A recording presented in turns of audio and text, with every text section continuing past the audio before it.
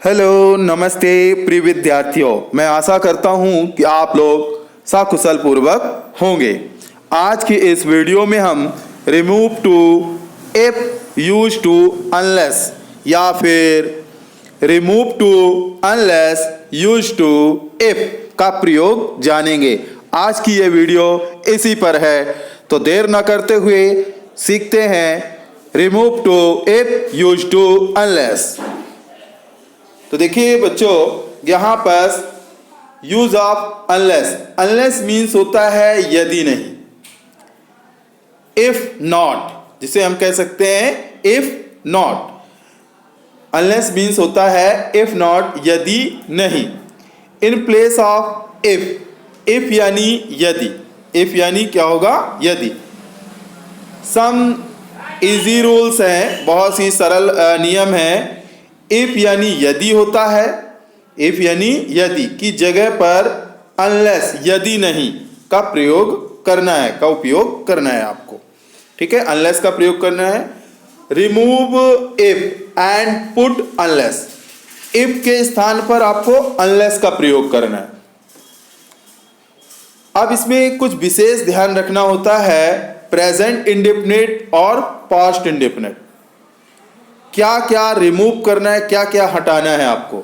अगर नॉट हो, नॉट हो, ठीक है, अगर ये हम आपको बता रहे हैं नियम पहले, remove if and put unless, यानी इफ हटाकर अनलेस का जब प्रयोग करेंगे तो आपको नॉट हटा देना है।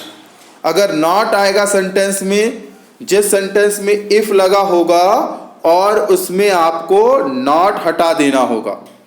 या फिर डू नॉट दिया हो तो डू नॉट हटा दीजिएगा, डोंट दिया हो तो डोंट हटा दीजिएगा। डज नॉट दिया हो या डजंट दिया हो तो आपको हटा देना है। और इसकी जगह आप ध्यान रखिए, वर्ब जैसे ही डज नॉट और डजंट हटेगा तो वर्ब में यस और ईएस जुड़ जाएगा। यस या ईएस जो भी होगा आपका, यस होगा लगेगा या फिर ईएस लग जाएगा। ध्यान रखिएगा, जब भी डज नॉट हटेगा तो वर्ब में यस या ईएस लगेगा। इसके बाद आपको हटा देना है डिड नॉट, डिडंट। जब डिड नॉट या डिडंट हटेगा तो यह आपकी पास्ट इंडेफिनिट की हेल्पिंग वर्ब है, तो आपकी वर्ब में सेकंड फॉर्म, वर्ब की कौन सी फॉर्म हो जाएगी, आपकी सेकंड फॉर्म में ले जाएंगे उसे। वर्ब की सेकंड फॉर्म का यूज करेंगे, इस बात का ध्यान रखिए। जब भी डिड नॉट हटेगा तो वर्ब की सेकंड फॉर्म का प्रयोग कर लेंगे। ठीक है, फर्स्ट फॉर्म दी रही होगी तो वर्ब की सेकंड फॉर्म हो जाएगी, इस बात का ध्यान रखेंगे आप। ठीक है ना। तो आपको हटाना, रिमूव जो करना है वो आपको नॉट हटा देना है, या डू नॉट आए तो हटा देना, या डोंट वही है, शॉर्ट फॉर्म में लिखा हुआ है, डोंट हटा देना है। डज नॉट या डजंट लिखा हो तो हटा देना है, वर्ब में यस यस जोड़ दीजिएगा। डिड नॉट या डिडंट है तो हटा दीजिएगा, पूरा हट जाएगा, डिड नॉट डिडंट, और वर्ब की सेकंड फॉर्म का प्रयोग कर लीजिएगा। इसके बाद देखिए आगे, फ्रॉम इफ स्टेटमेंट सेंटेंस। कुछ एग्जाम्पल देखते हैं। एग्जाम्पल है, if she is not invited she will not come. यदि वह आमंत्रित नहीं है वह नहीं आएगी। अब इसे में इफ को रिमूव करना है, अनलेस का यूज करना है। तो देखेंगे आंसर, देखिए इफ, अब आप इफ के स्थान पर अनलेस का यूज कर लेंगे। अनलेस का मीन्स ही होता है यदि नहीं। इफ नॉट, तो नॉट तो हो गया ना, तो अब नॉट हट जाएगा। तो इफ के स्थान पर आप अनलेस यूज कर लेंगे, सी सेम वैसे यूज कर लेंगे, इज यूज कर लीजिए। अब इसके बाद ये नॉट जो शब्द है वो हट जाएगा। ठीक है, हमने आपको बताया है नॉट हट जाएगा।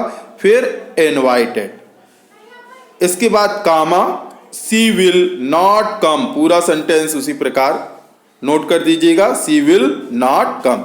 ये ध्यान दीजिएगा, ये जो आपके हटते हैं, डू नॉट, डिड नॉट, ठीक है, डज नॉट, ये दो टेंस के होते हैं। एक टेंस आपका प्रेजेंट इंडेफिनिट का होता है, प्रेजेंट इंडेफिनिट का डू नॉट, क्योंकि उसके सिंपल वाक्य में आपका हेल्पिंग वर्ब नहीं लगती है, इसलिए पूरा पूरा हट जाएगा डू नॉट और डज नॉट।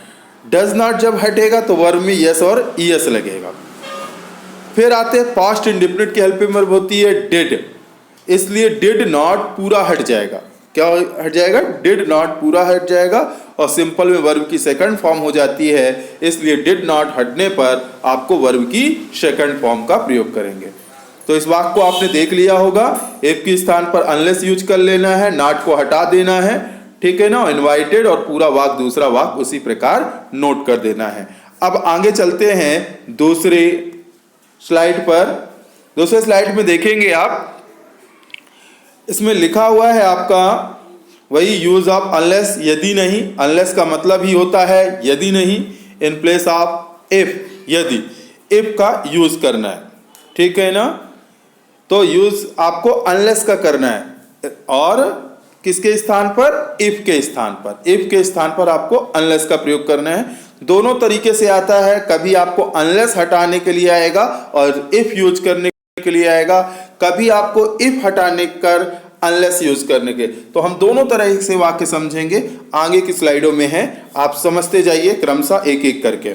तो देखिए, if he does not run fast, if he does not run fast, यदि वह तेज नहीं दौड़ता है, he can not catch the train, वह ट्रेन नहीं पकड़ सकता है। इसका आंसर क्या होगा? इफ के स्थान पर आपको अनलेस यूज कर लेना है। ही, अब यहां डज नॉट पूरा आया है, जो कलर में लिखा हुआ है डज नॉट, हमने बताया है डज नॉट, डू नॉट और डिड नॉट, ये पूरा पूरा हट जाएगा, तो डज नॉट पूरा हटा देंगे। और ये प्रेजेंट इंडेफिनिट का है, तो देखिए डज नॉट प्रेजेंट इंडेफिनिट का, तो वर्ब में यस और ईएस लगाएंगे, तो यहां पास रन है, डज नॉट हट जाएगा पूरा, और रन का क्या हो जाएगा? यस लग जाएगा, रन्स। क्या हो जाएगा? रन का हो जाएगा रन्स फास्ट, और फिर पूरा दूसरा सेंटेंस कामा लगाकर उसी प्रकार he can not catch the train लिख देंगे। अब अगली स्लाइड में चलते हैं, तीसरी स्लाइड में, और देखते हैं। देखिए तीसरी स्लाइड में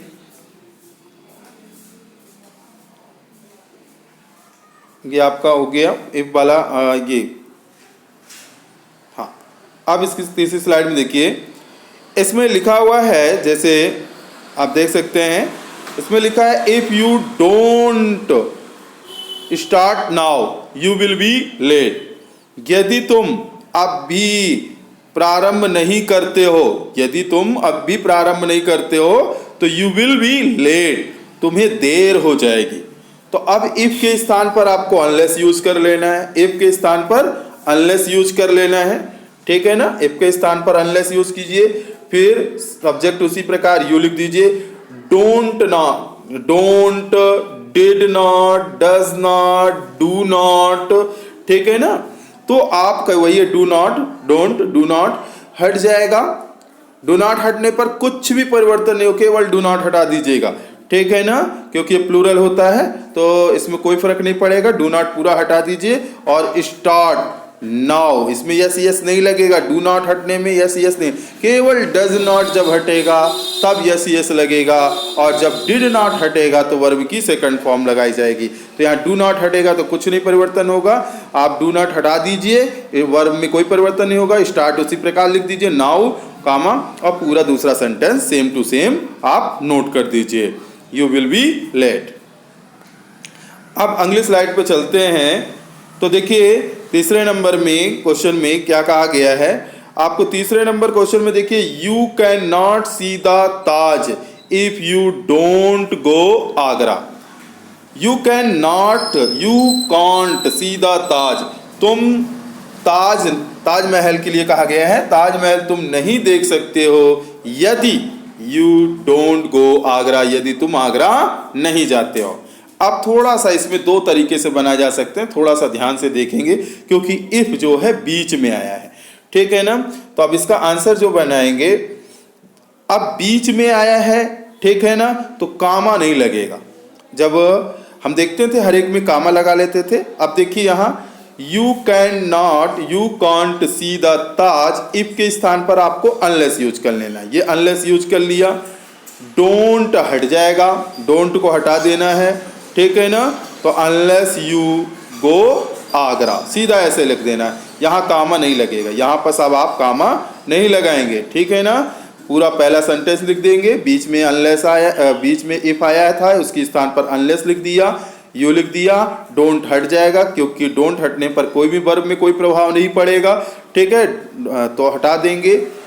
तो यू गो टू आगरा। लेकिन अगर आपको आगे लिखना हो, अगर आपको आगे लिखना हो तो कामा लगेगा, ठीक है, दूसरा वाक्य प्रारंभ करने से पहले कामा लगेगा। जैसे इसी वाक्य को हम आगे ले जाते हैं, तो इफ के स्थान पर अनलेस लगा लिया, यू और डोंट हट जाएगा, गो टू आगरा, और इसके बाद कामा लगा देंगे, फिर दूसरा सेंटेंस लिखेंगे, यू कांट सी द ताज, ठीक है। अब अगले स्लाइड पे चलते हैं। अब ये देखिए यहाँ पर आपको दिया गया है कि if you don't play well you can't win the match, यदि तुम अच्छे से नहीं खेलते हो तो तुम मैच नहीं जीत सकते हो।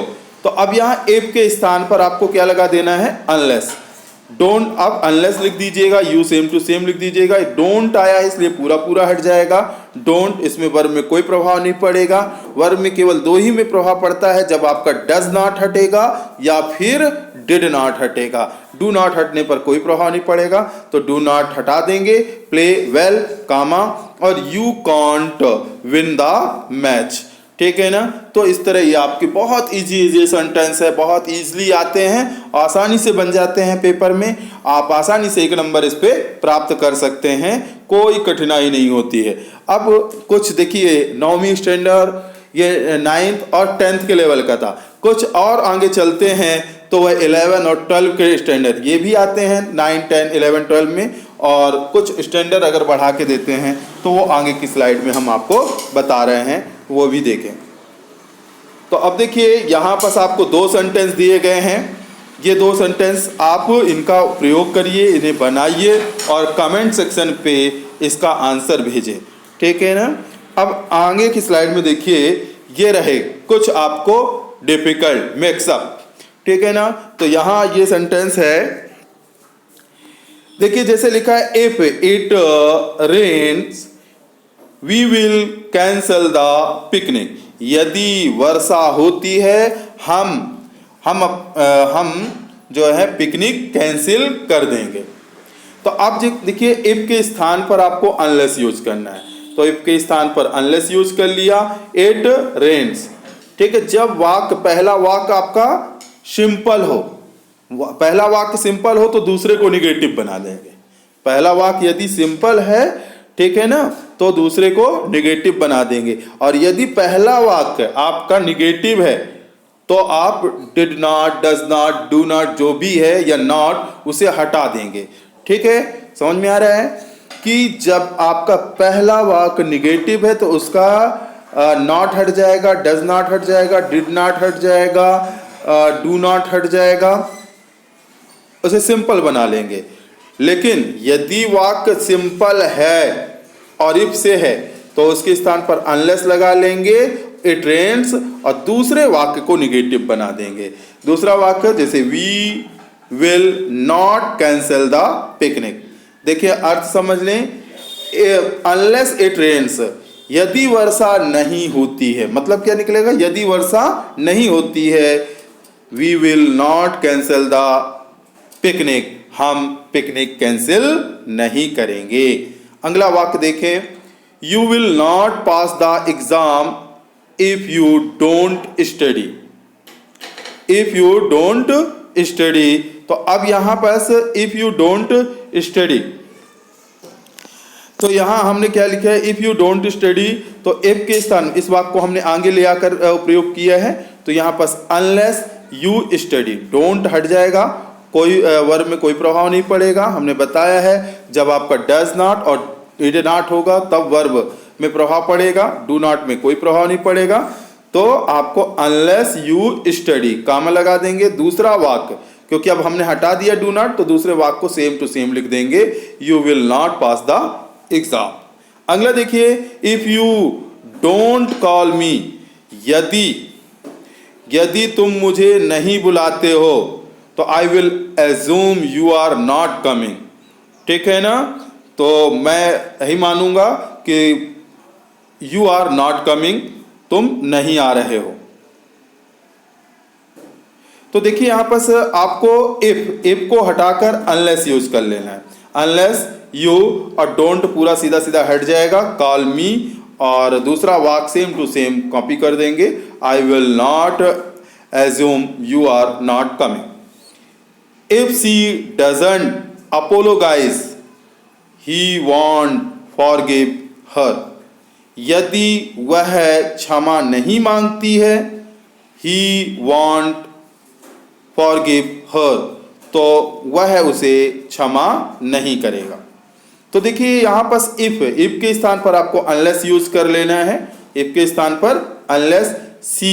अब डज नॉट हटेगा तो हमने बताया है कि आपके वर्ब में प्रभाव पड़ेगा। जब डज नॉट हटेगा, आप ऐसा ध्यान रखिए, जब भी डज नॉट हटेगा तो यस यस लगेगा।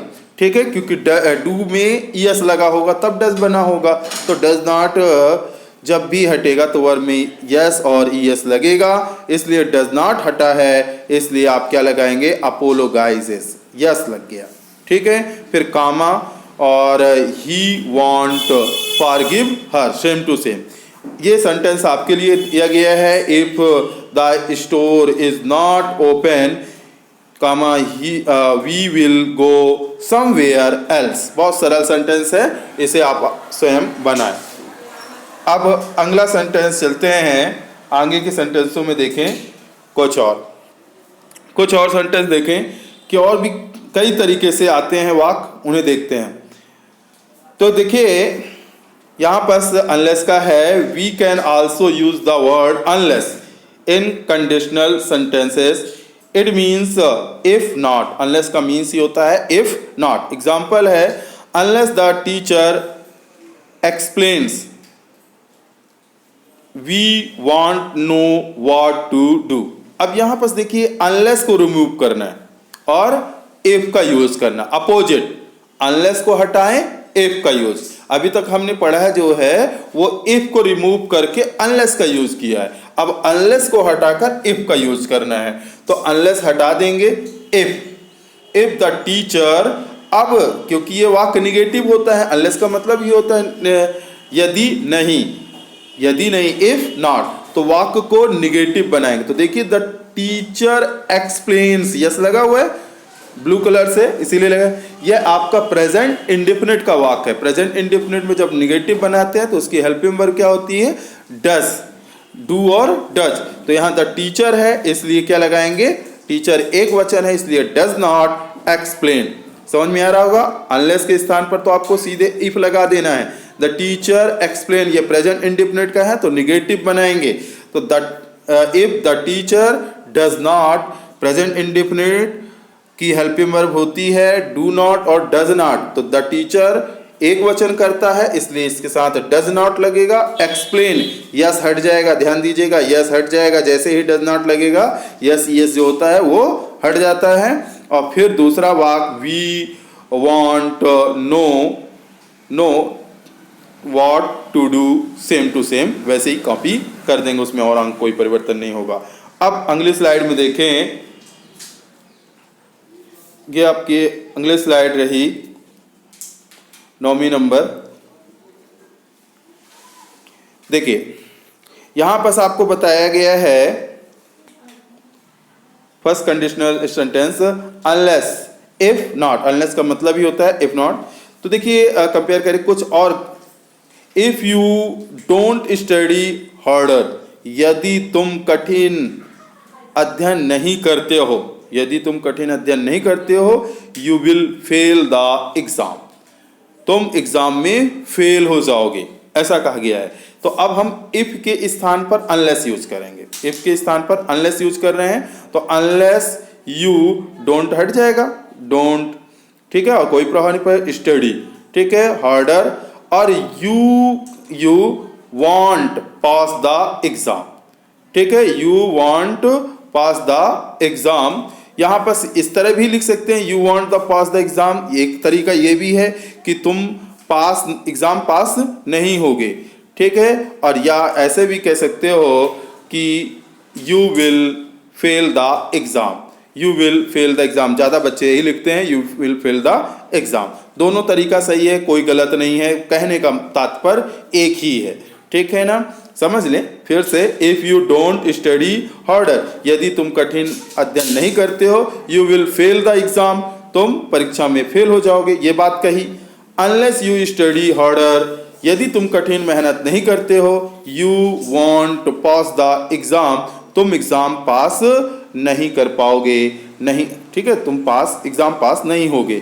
तो वही बात है कि तुम एग्ज़ाम पास नहीं होगे यानी फेल हो जाओगे, बात वही है, ठीक है। तो आप एक तरीका ये हो गया। दूसरा तरीका हम आपको फिर से बोले दे रहे हैं, अनलेस यू स्टडी हार्डर, ठीक है, you will fail the exam, ऐसा लिख सकते हैं, you will fail the exam. अब अगले नंबर स्लाइड पे चलते हैं।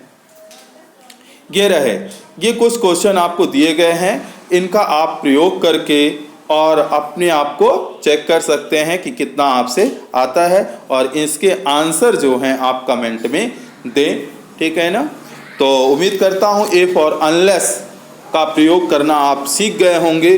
कोई डिफ़िकल्टी आती है, कोई समस्या आती है, तो आप कमेंट सेक्शन में जाकर कमेंट करें, लिखें, ठीक है, आपकी समस्याओं का हल दिया जाएगा।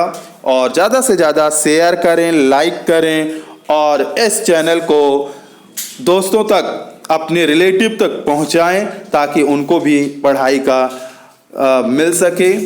यह बिल्कुल निःशुल्क है, यह आपका चैनल है, आप इस पे बिल्कुल आपको आसानी से पढ़ सकते हैं, और निःशुल्क सारा सिलेबस फ्री ऑफ कॉस्ट है, 1 रुपये आपसे चार्ज नहीं किया जाएगा। धन्यवाद।